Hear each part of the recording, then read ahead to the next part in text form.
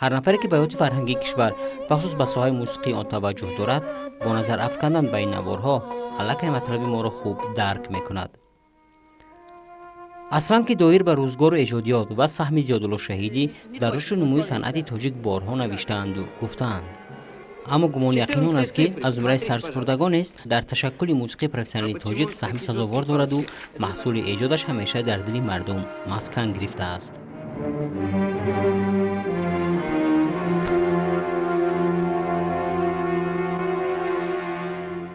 در زمان نو در قرن بیستم تغییرات کلی که در زندگی اجتماعی مردم ما خلق ما با وجود آمد موسیقی نو را طلب میکرد.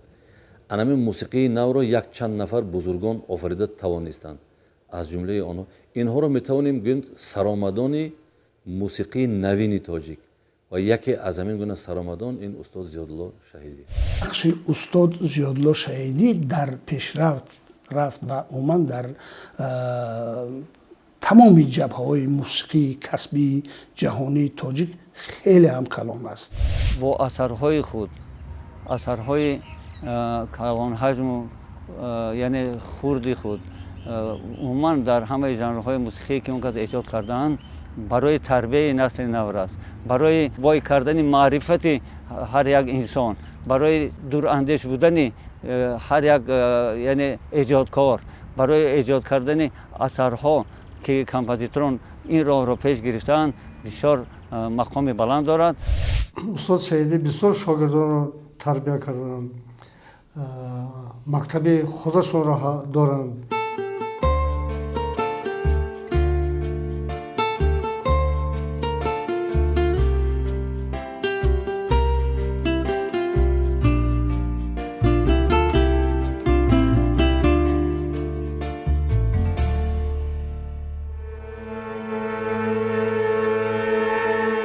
اصلا زیادالله شهیدی در یک از مرکزهای تمدن شرق و ملت تاجیک شهر سمرقند به دنیا آمده است و زمان به وی رسیدنش بسا ایام مرکب و پر از گرداب‌های سیاسی و اجتماعی بوده است.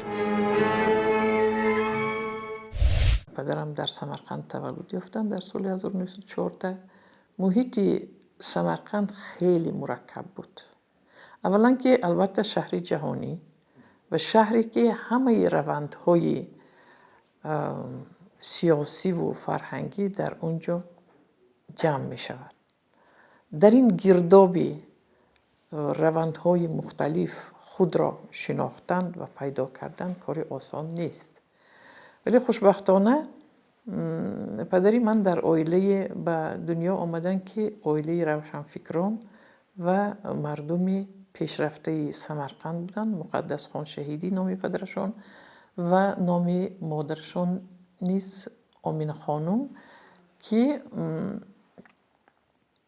هر دو برای ذوق و شوق پیدا کردن پدرم به شعر و موسیقی خیلی مساعدت کرد. من شهر سمرقند را نه تنها همچون زادگاه خود بلکه همچون یکی از شهرهای خوشروی و زیبای تاریخی این شرق دوست می‌دارم.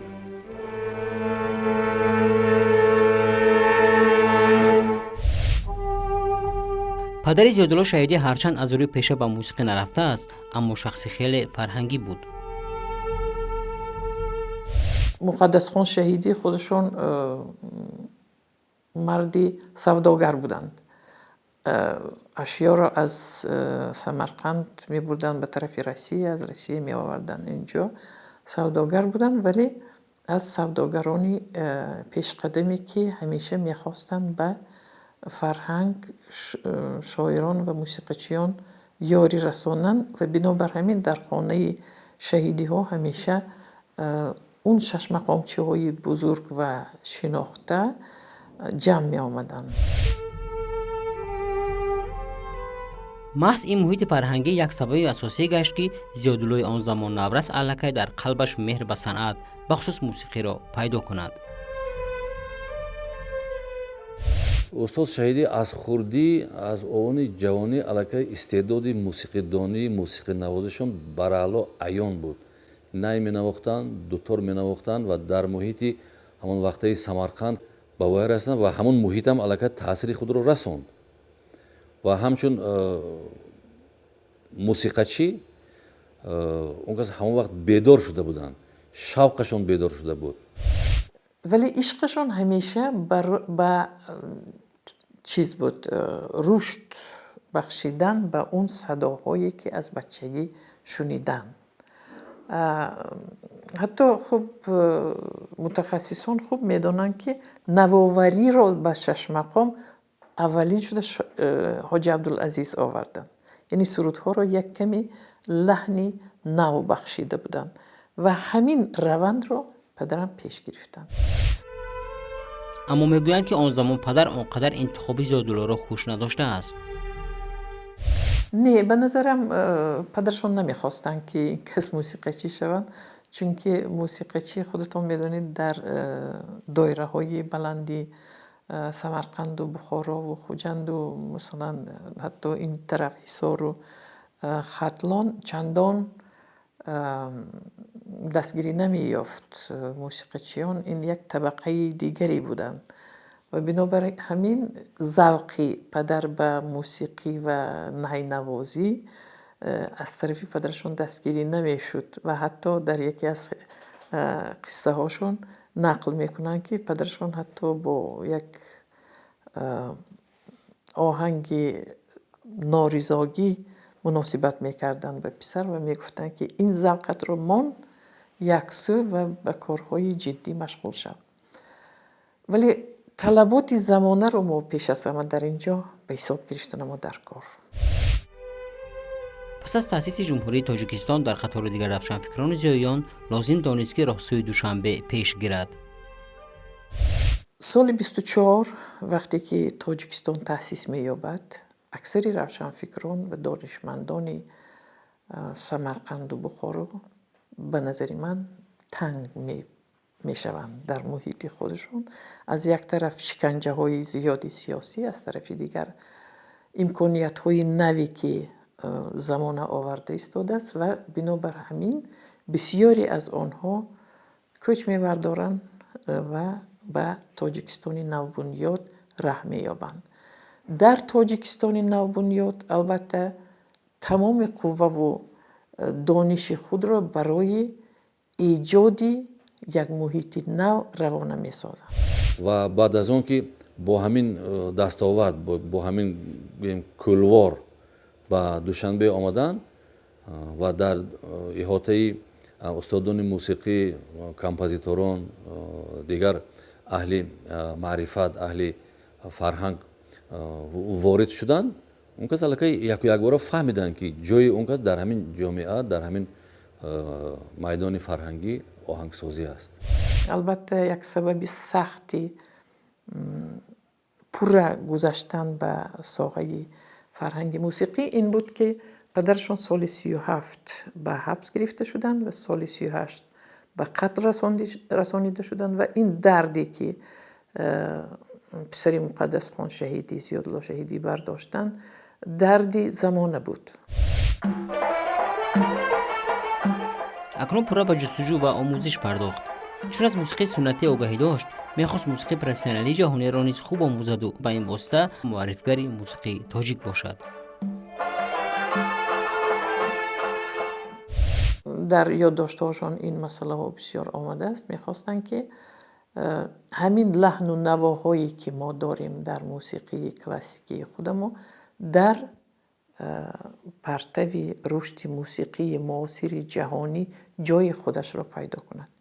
همین موسیقی کسبی جهانی یک بحر بیکرانی است که در اون نه هر یک هنرمند میتواند غوطه زند. یعنی تمام بازیافت‌ها رو از اونجا دور رو دیگر محیطی با آنها شناس شود و آنها رو به دست بیارد.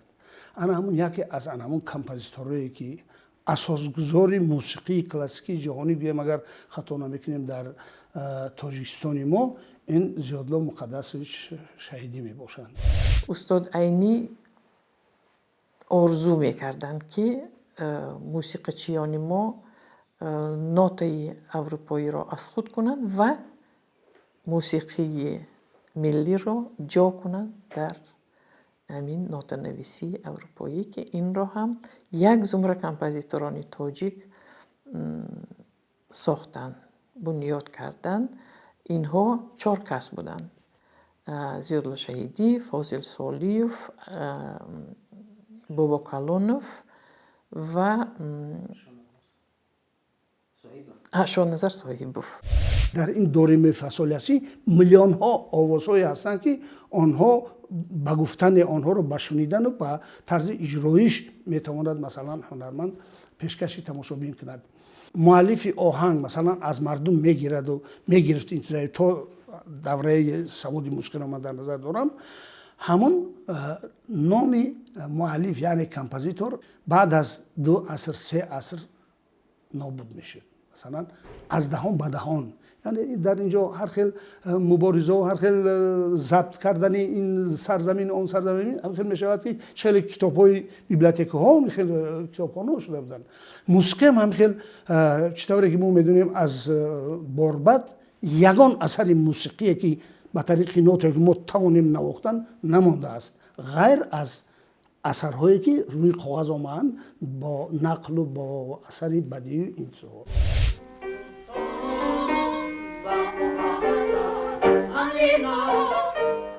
ҳамитар Зиёдулло Шаҳидӣ тавонист дар тӯли фаъолияти меҳнатиаш ба ҳамаи жанрҳои мусиқӣ даст занад ва тавонад асарҳоеро опарад ки ҷовидона монанд ва дарди дили халқро ифодагар бошанд.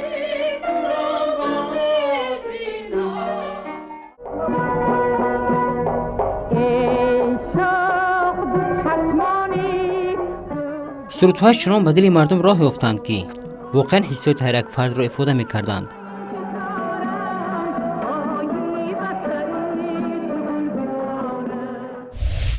من روی تو را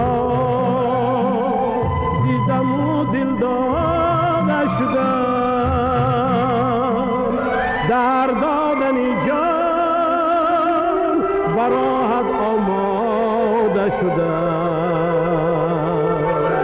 در دادنی جان براحت آماده شدم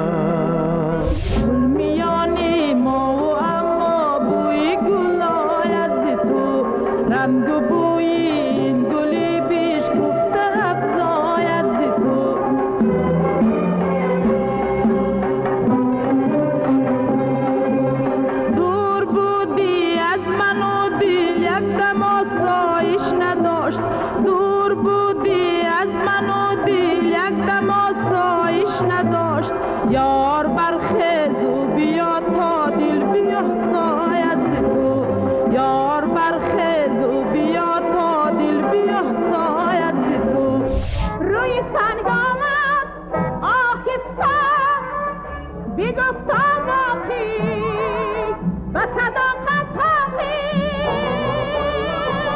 جایزن عشق جوانی مدارم آمد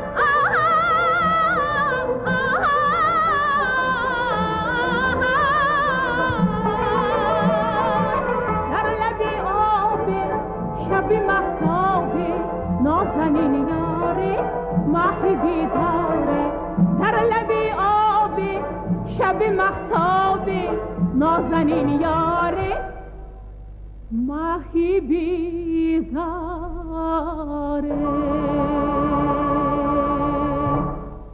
ҳамин гуна ҳаракат ва ҳамин гуна иқдоми бузурги Зиёдулло Шаҳидӣ ба он оварда расонд ки дар андаки муддат дар тамоми гӯшаҳои канори Тоҷикистон сурудҳои он кас хеле машҳур шуд. аслан гирем Зиёдулло Шаҳидӣ ки албатта муаллифи операҳо, асарҳои симфонӣ, асарҳо барои оркестрҳои асбобҳои халқӣ, асарҳо барои фортепиано, скрипка ва дигар созҳои мусиқӣ ҳам навиштанд. аммо дар байни ҳамаи محصول ایجادی اون کس نقش سرود، مخصوصا سرود زمانوی، سرود لیریکی جای خاص داره. نقشی که در من خیلی هم جایگیر شده است در مغز من، این همین اولین سرودهای پدرم. اولین سرودهای پدرم که حتما در خانه سروده می شدن. و وقتی که مثلا حافظه ها می آمدن، حافظه های مشهوری اون زمان، میدونید شایسته مولا جان و رینا غالب و بسیاری از برنای ساق و البته اینها حتی بین خودشون رقابت داشتن. میگفتن که سرودی شهیدی رو من باید خوانم، اینشون میگفتن من باید خوانم و گله گذارانه زنگ میزدن هر سری چند وقت میگفتن که برای چی این سرود رو اول به رینا دادید؟ شایسته میگفتن یا شایسته میگفتن یا برنا میگفتن که من باید خوانم این سرودی شنیدم رو که مشهور شد. گفتن که خب این به سبک من نوشته شده است. عجب غایبانه کردم این که تو دل کندم من زرای وعده خود رفته بیرون. چه کردم این که تو دل کندم من زرای وعده خود رفته بیرون.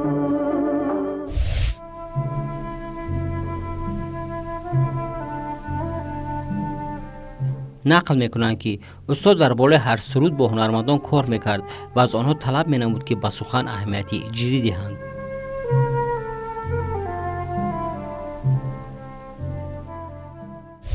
این که تعیین میکردن که سخنش از خود کنیدون، سخنش از هر یک کلمه فهمیدون اول، بعد میفراییدون. خودتون تانی خرسند میشیدون از خواندگوهاتون میگفتن. جدایی هم سخن به اهمیت میدادن. از کلمه های همین قدر اهمیت داده کار میکردن و همین قدر از تگ دل شب تا روز میشتن، روز تا بگاهی. این کسی یکون دمگیری نبود. به نظم آرم هوایی نی، به تاری دل کنم جورش، که تا صبحی وطن را من سرود دارم به تنبورش. به خاطر دارم که با شاعری شیرین کلام ما میرزا ترسن زاده در یکی از تویهای کلخازی در راه با ماشین رفته ایستاده سرودی آفرین بادا شما را پهلوانان آفرین، مرد و زنهای دلیر تاجیکستان آفرین را ایجاد نموده بودیم. این چنین در یک روز با باقی رحیمزاده سرودی عید ظفر نوشته شده بود.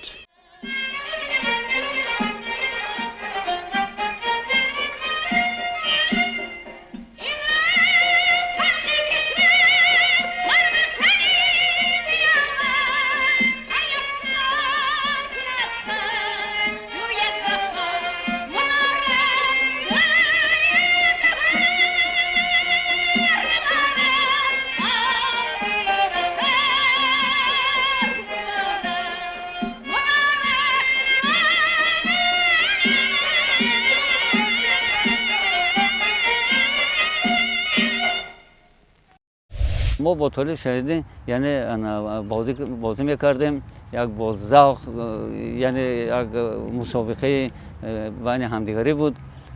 در همین حالت تریزه را کشاده ایستاده، تریزه کاری که استاد زیادالله شهیدی اثرها ایجاد میکردن کشاده، گفتن که طلا جان اینجا به یک دقیقه من تو گپ هم هست. بعد با طالب گفت که استاد دادا جان گفت حاضر ما همین بازی یعنی تمام کنیم. نه گفتم بعد من از خاطرم میبرم طلا جان و بازی پرتو بعد بازی میکنی بیا. بعد آمدم اتاقی همون کارشم در آمدم، در آنجا اون کس نشسته در سر فورتپیانو یکی از سرودهای نوی که نه که اکنون از درون تنور برآوردند ایجاد کردند و این سرود ستاره من نام داشت و این با شعر استاد میرزا ترسون زاده. بعد گفتن که من حاضر یک سرودی نو یکمی مراتبه خودت با زمزمه کرده نواخته خوانده میتونم همین من گویی که همین با کدام یعنی سراینده استرادی وای میکند یعنی نزدیک میشود با سبک کدام سراینده استراده با منم گوش کردم و مایلاش گفتم اکنون منم اون کس با شاگردی هم نگاه نکرده از من مصلحت گرفتنی بعد همونجا با این کس همین ستاره منو نواختن و خواندن لیکن همین خیلی خواندن که اکنون اون کس زیادوللو شهیدی اون کس چیگم یک آدم با تمکین همین که خوشقد و زیبا بودن بعد همین ستاره منو و خودشون که خواندن موافق سن سال خودشون با من همون گوش کردم و گفتم که استاد با فکرم این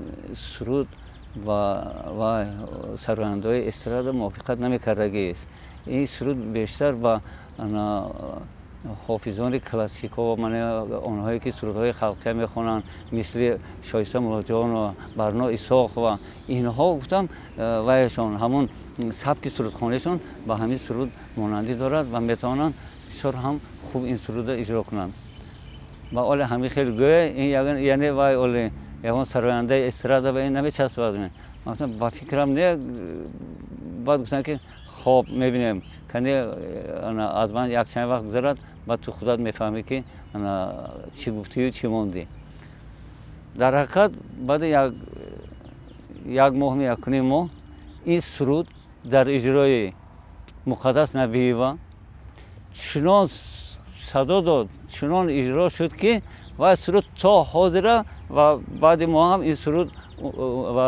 دوام می‌یابد چنان سرود فوران برآمد چنان سرودی که میگه که مخصوص برای مقدس شهیدی یک خصلت خیلی بزرگ داشتن که حتما همه سرودهای خود رو همه اثرهای وکلی خود رو توأم با شاعران معروف با استاد میرزا ترسنزاده با باقی رحیمزاده با محیدین فرهاد با دیگر شاعرانی که در نوشتن سرود در ایجاد همین ژانر سرود لیریکی خیلی هم ماهر بودند همکاری میکردند و این همکاری همین همدستی و همفکری و شاید ایجادیت یکجایی همین دو نفر یکی شاعر و دیگری کمپوزیتور با اون آورده میرسوند که در اندکی مدت یک سرود تازه پیدا میشد و این سرود تازه حتما ورد زبانی مردم میشد مردم اون رو گوش میکردن میخوندن راحت میکردن حلاوت میبردن و از همه مهمش سرود زندگی رو آباد میکرد دوملو عینی سر کرده نویسنده ها لاهوتی خانی خودشون بود هر وقت آمده میستادن از وحسانی من این دهاتی همسایه ما بودن رحمتی دهاتی پیز می آمدن انصاری می آمدن باقی رحیمزاده کو وای خانه خودشان بود اون کسا دو مصرعه می آوردن و رفیق شهیدی پگاهی من تمام کمی بیام افتاد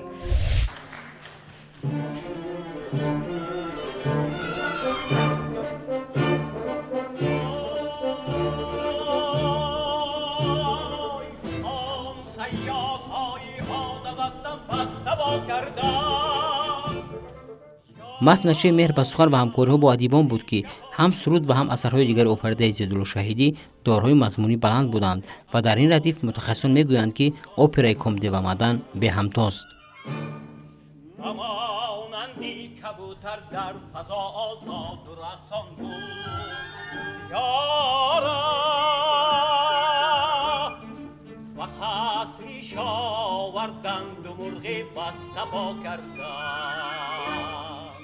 این است که سالن طولانی این اپرا پیوسته در صحنه تئاتر دولتی اکادمی اپرا و بالتی به نام صدرالدین عینی نمایش داده می شود.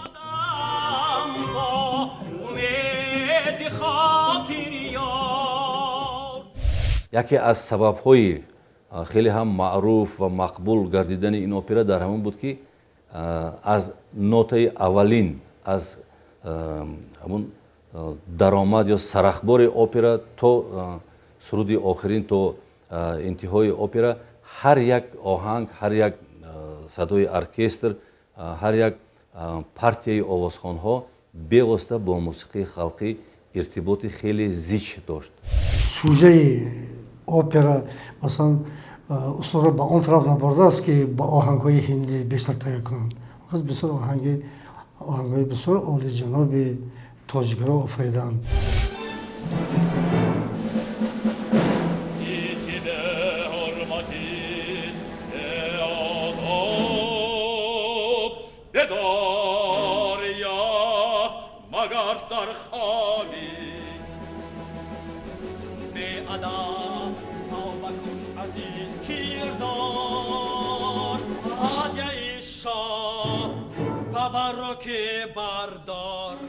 و تا امروز این اپرای خیلی هم چی گویم تماشاباب، خیلی هم موسیقی صرف ملی که استاد زیادالله شهیدی آن را تکمیل دادن، رنگ و بار دادن و برای ارکستر سیمفونی از اسباب‌های ملی گرفته برای ارکستر سیمفونی آن را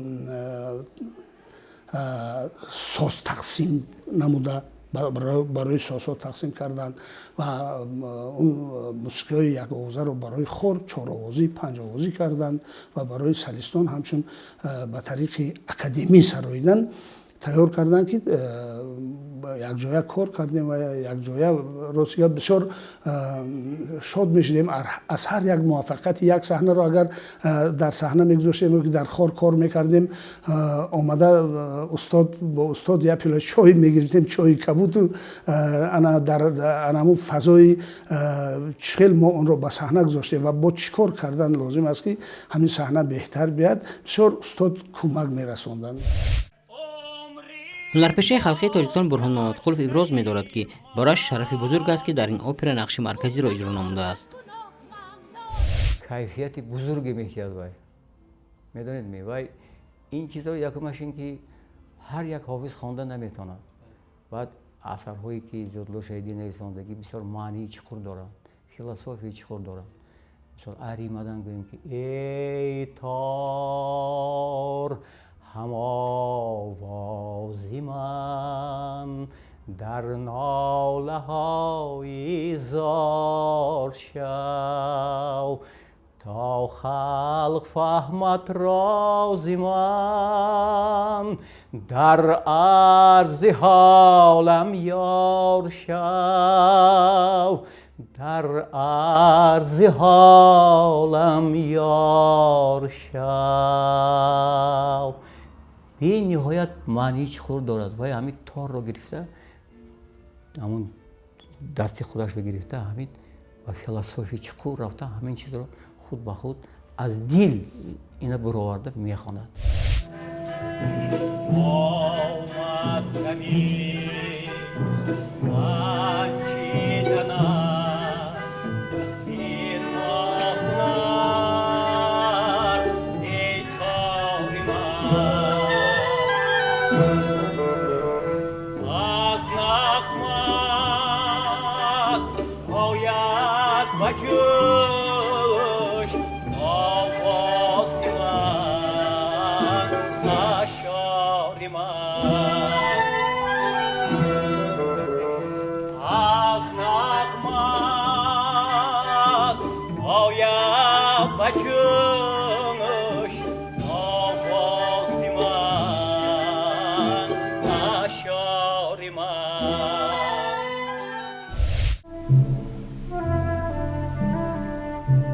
ҳамзамон ҳунарпешаи ҷавон шарофат усмонов аз он меболад ки нақши комедиро дар ин асари муҳташам бозидааст. Мне посчастливилось участвовать в опере. барои ман он чӣ боиси хушнудиест ки дар операи Конде ва Мадан нақш бозидам. ин нақш барои ман хотирмон ва муҳим аст, зеро қаҳрамони он ба дили ман наздик аст ва ҳар замоне ин нақшро бозам ҳатман гирьяам меояд. У меня автоматически появляются слезы на глазах, так как я ее чувствую.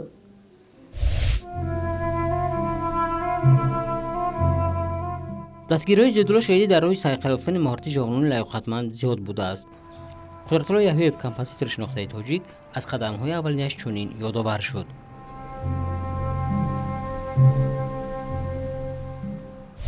маслиҳат медоданд, насиҳат медоданд. мегуфтанд ки ма бачем аз рубобнавозӣ ту бохабар ҳастам. дамирҷон ҳамсояд дамир дӯстмаҳмедов аз бас ки ба хонаи мо омада мераванд, ман ба он кас вай кардам, тавсия додам худата, ба он кас маслиҳат додам ки худата назорат кунанд ва ҳамин яъне машқро бо сози рубоб ҳеҷ вақт аз рубоб худата канда накун, машқ кардан гир, ту оянда дорӣ. ва дамир дӯстмаҳмедовро хоҳиш кардагӣ ки он кас таҳти назорат ва гиранд. вақте ки дар ноҳияи москваи он вақтаву ҳамадонии ҳозира ман кор мекардам, давраҳои бустон ҳамон хеле як аз назаргузаронии ҳунармандо буд ва дар ҳамин аз назаргузаронӣ ман яке аз асарҳои беҳтарини устод зиёдулло шаҳидӣ сюитаи партияи илҳомбахшро ба ҳайати хорсароён омӯзондам ва онро тайёр намуда омада дар озмун баромад кардем ва ягона ҳайати ҳунармандое буд аз ноҳияи ҳамадонии ҳозира ки ё ки москваи он вақта ки соҳиби 10 хол шудем. ва ман дар ёд дорам ва баъди ҳунарнамоӣ дар ҳамин толори театри опера ва балет устод зиёдулло шаҳидӣ омада дар саҳна ба оғӯш гирифтан ва ашки шодӣ резондан ки бинед ки ҳамин як асаре ки он кас фикрам надоштанд ки ин асар бисёр асари барвақт эҷод шуда буд. тахминан солҳои 45-50 ҳамонро зинда карда мо тайёр карда оварда намоиш додем ки ин албатта барои устод ҳам як чизи чӣ гӯям ғайрчашмдош буд. Он кас фикр намекарданд ки ин асар аз куҷо, дарҳол аз ман пурсиданд ки холамаҷон аз куҷо нотаи наёфтед, чӣ хел кардед? ва албатта каминаки тахассусам ин соҳа аст. албатта аз ашъори тамоми композиторони на фақат тоҷикистон балки ҷаҳон бояд ки асарҳои хорӣ дошта бошам ва онҳоро омӯзам. ва баъди ана ҳамин баромад ки 10 хол мо гирифтем, вазорати фарҳанг ва он вақт кумитаи марказӣ телеграмма фиристоданд ба роҳбарияти ноҳияи Москва ва камераро даъват карданд ба театри опера ва балет. устод шаҳидӣ бисёр шогирдонро тарбия карданд, мактаби худашонро доранд ки то ба имрӯз идома меёбад. аммо як факти муҳим он аст ки толиб шаҳидӣ фарзанди ин кас, фарзанди азизи ин кас, яке аз шахсоне ҳаст ки тоҷикистонро бо ҳунари худ дар тамоми дунё муаррифӣ мекунад.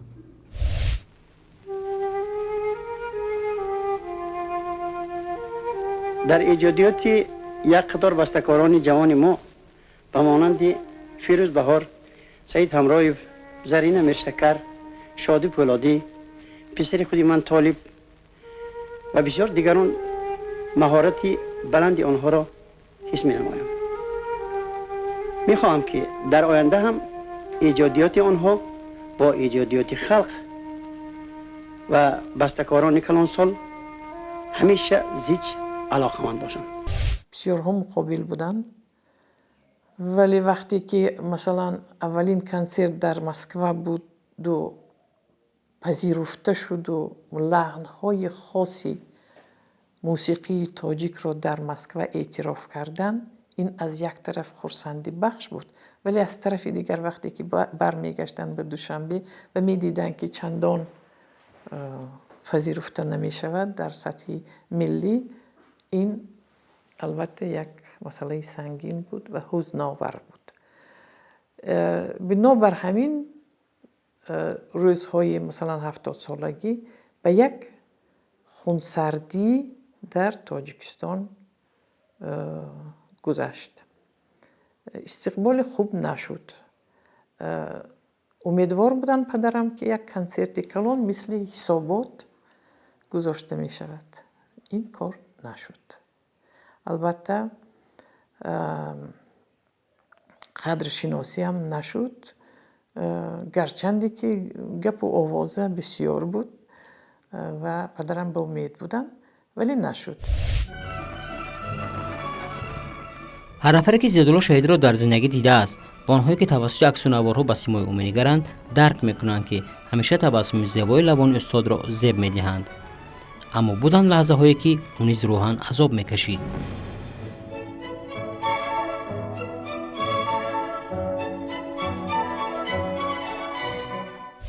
اینم عجیب بود. استاد مریض شدن یک روز و اون هم بالای سری کاری اوپری کامده و مدن بود. و به نظرم تابو لرزه بسیار بلند بود، 13-40 بود. دخترها همه جمع شده بودن، دوستا همه جمع شده بودن و همونجا من اشکی پدر رو دیدم و گفتن که ای وا این کاری اپرا چی می شود؟ و به نظرم تا آخر همین مسئله رشد و مسئله موسیقی برای ایشون مسئله اساسی بود. و من فکر میکنم که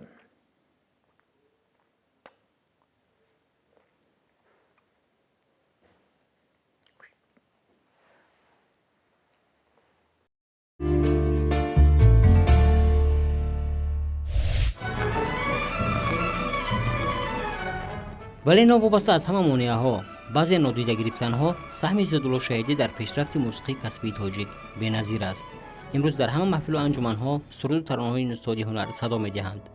استادان صنعت تاجیک، هنرمندان کشورهای گوناگون محصول ایجاد او را اجرا می‌کنند. در مؤسسه‌های صاحبه از روی سرود و موسیقی‌های او به شاگردان تعلیم می‌دهند.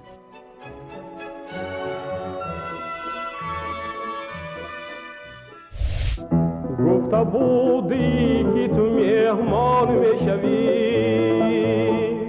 در تنی جان پروران جان میشوی.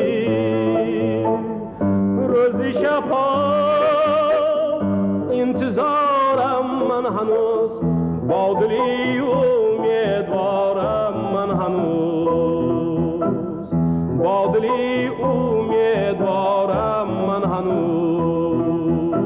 کنده شد در راه تو چشمانی من، چشمانی من.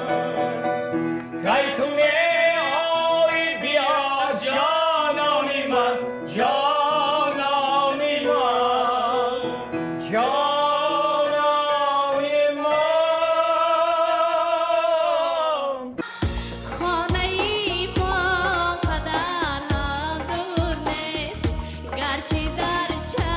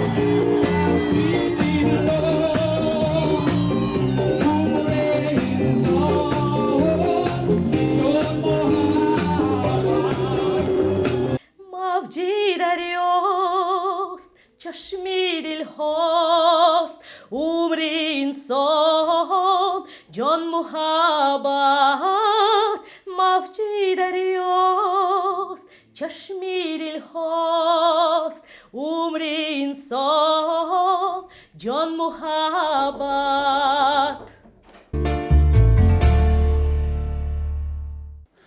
аллакай асарҳои мусиқиро аз даҳони халқ гирифта ба атвор ба нота даровардан ин як қаҳрамонӣ аст ва дар марҳилаи аввал ки ягон ҳунарманд ягон сароянда ягон композитор ягон мелодист ба ин чиз ошно набуд ва устод зиёдулло шаҳидӣ ба ҳамаи ана ҳамин мушкилиҳо нигоҳ накарда ба консерватория рафта таҳсил кардан омадан ва яке аз тарғибгарҳон яке аз ташвиқотгар ва умуман пешбурди мусиқии касбии ҷаҳонӣ дар тоҷикистон буданд ва аввалин буданд.